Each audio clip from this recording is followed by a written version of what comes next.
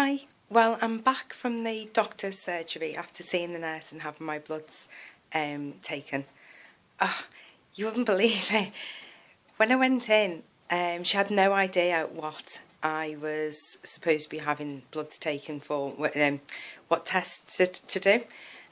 She couldn't see a record of it on the computer. She said she'd had a look the day before and couldn't see anything. So she asked me if I knew what I needed testing.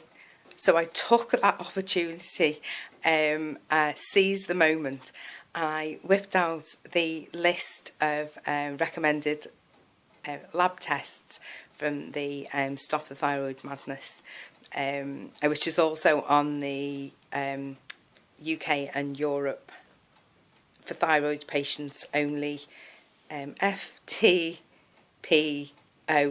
Facebook group.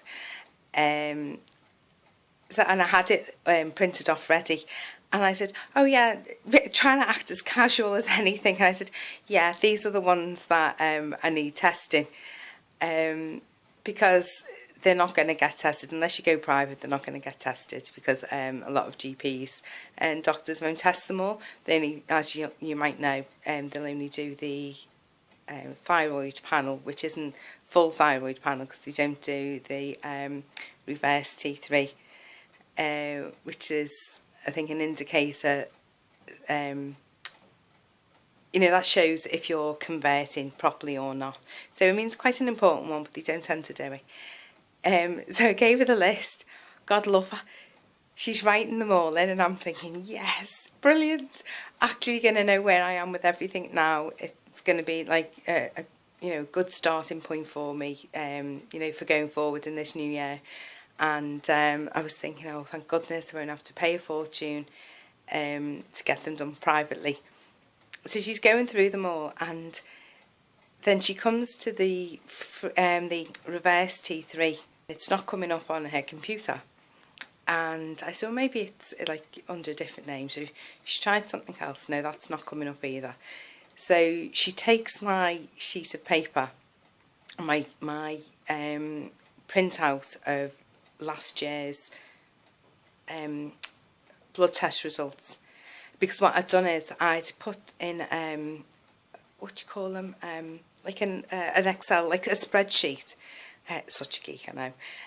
I'd put down all the things that are recommended, all the blood tests that are recommended to have, and then I'd done a column with what it needs to be when you're optimal, and what my bloods actually were, and what the ranges were, because that's really important too.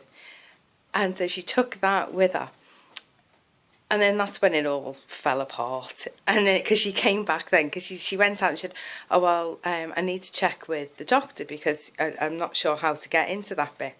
She came back, basically erased all of the list practically. Well, yeah, she did really, because we had to start again, because she said she'd been speaking to the doctor, and apparently because I was in range on a lot of the blood tests last time, they won't retest for at least a year, and that's if they do, because I was in range, because obviously nobody's levels are going to change throughout the year, so like the B12 got taken off, the D3 got taken off.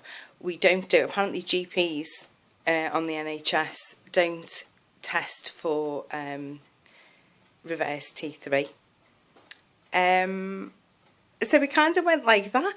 So then she looked through all the files again, and she found the original letter from the endocrinologist, and she found that all he'd asked was for a thyroid panel test to be done, and then she found the tests that were done by my GP previously, which she'd had in her hand anyway. So I managed to, but I said to her, well, the thing is, I've been supplementing iron, I've been supplementing B12, I've been supplementing D3, and I went through a list of things that I've been supplementing, and I was saying I'm nervous now because I don't know if, do I need to stop them? Have I gone too high? I said I won't know that until I get some blood tests. So she's agreed to the B12 and she agreed to the D3. She's doing the thyroid stimulating hormone, TSH, which I reminded her isn't really a thyroid hormone, it's pituitary hormone that sends out a signal to the thyroid gland. So really you need more than that doing. But I guess I'm stuck really. And the thing is as well that when because what I planned on doing was having as much done as I can through my surgery, and then I can go privately through my surgery too and get the missing ones done. But the only thing is, there's no, even though they'll be testing for the TSH and the free T3 and the free T4, I'm still going to have to pay to get them done again because I want me reverse T3.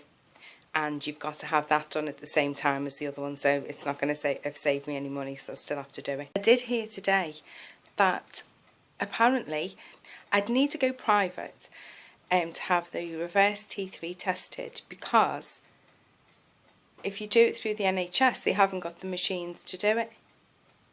But I don't know, because they must do it surely somewhere. Because I was thinking, if I'm going private and I'm wanting the reverse T3, there's no point me paying for it all and then that getting sent back and them saying, oh, we couldn't do that one because we haven't got the machine. So I've got to try and figure out a way of finding out if the local hospital where they send the bloods to does actually do it privately. So I'm not sure how to find that out, but you know, I'll have to try and find out soon. So yeah, I was scuppered. I was so close and yet so far.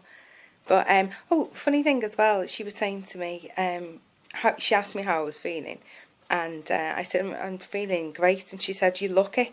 She said, you look so much better than you did when I saw you last, which was May last year. That was when I'd hit rock bottom and just felt like I was going to die.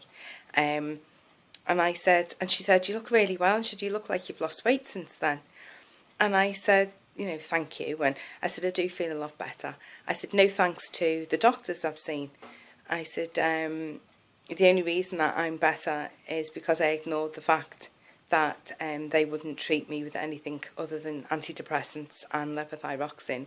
And I've treated myself with a better medication for me, and have been taking the right supplements. I said, it's made a huge difference.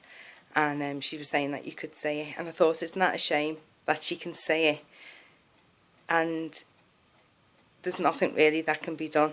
Because, you know, a lot of people have got the same story to tell, that they've felt on death's door, changed to NDT, or you know, some people go take a combination of T3 and T4 and feel a lot better, and they're working on their iron and B12 and vitamin D3, you know, and you know, all the usual culprits, and they're feeling a lot better.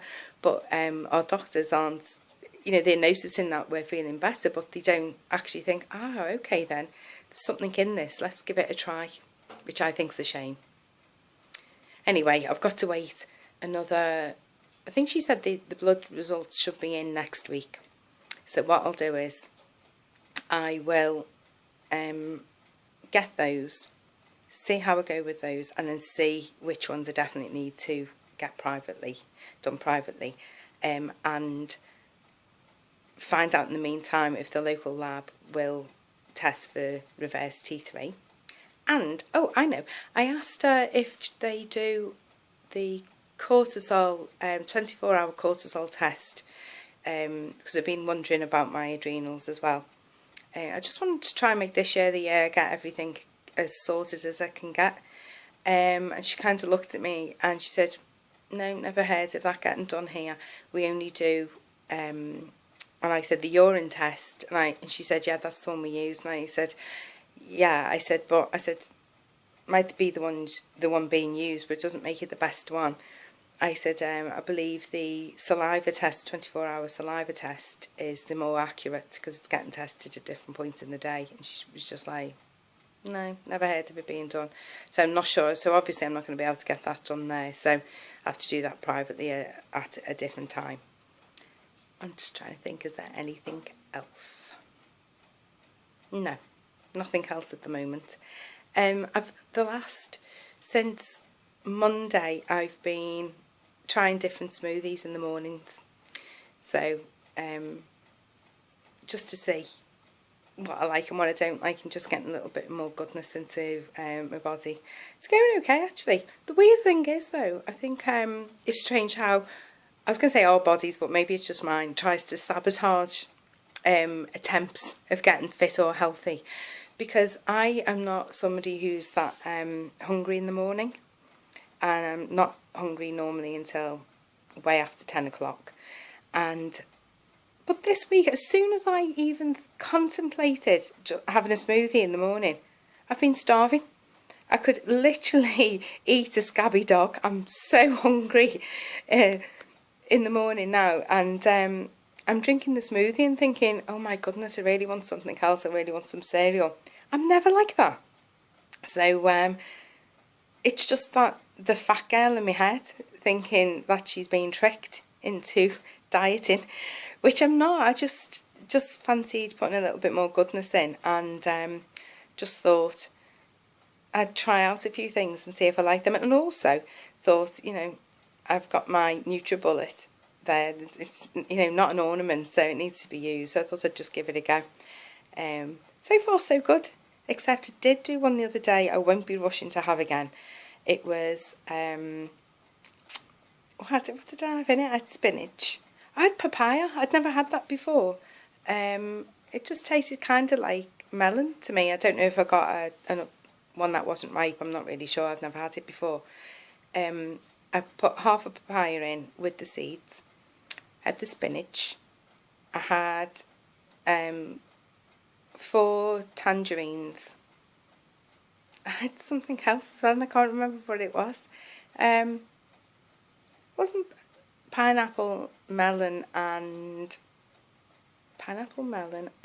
mango.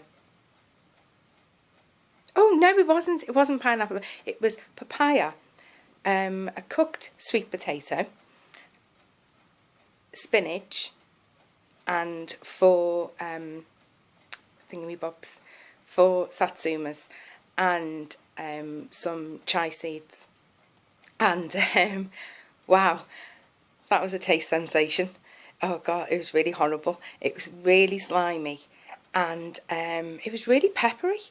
And every mouthful I had, literally all the way through, every time I had a sip of it, I had a sneezing fit every single time. And it felt really, it just tasted really peppery, and it tasted really warm going down. Now the spinach was fine. I know it's not the spinach because I've had that in other drinks, and from the same bag, and that it didn't have a peppery taste. The papaya itself just tasted like nothing. Obviously the what did I just say with these satsumas? I can't remember anyway. They obviously just tasted juicy and like orangey. So the only thing I'm thinking, do papaya seeds taste peppery? Because it was definitely peppery for me. Well, anyway, I won't be having that one again.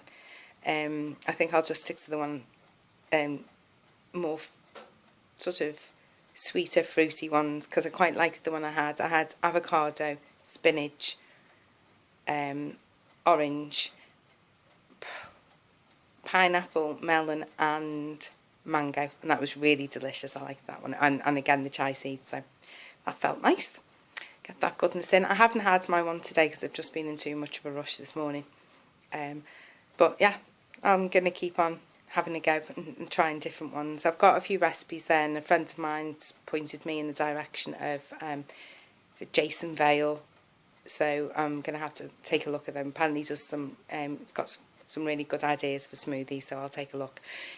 If I do take a look and I think about it and remember, I'll put a link in the description part of this vlog. I don't know what you call these. I don't know, video diary, vlog, whatever it is. Anyway, I'm rambling now. So take care for now and I'll speak to you soon. Bye.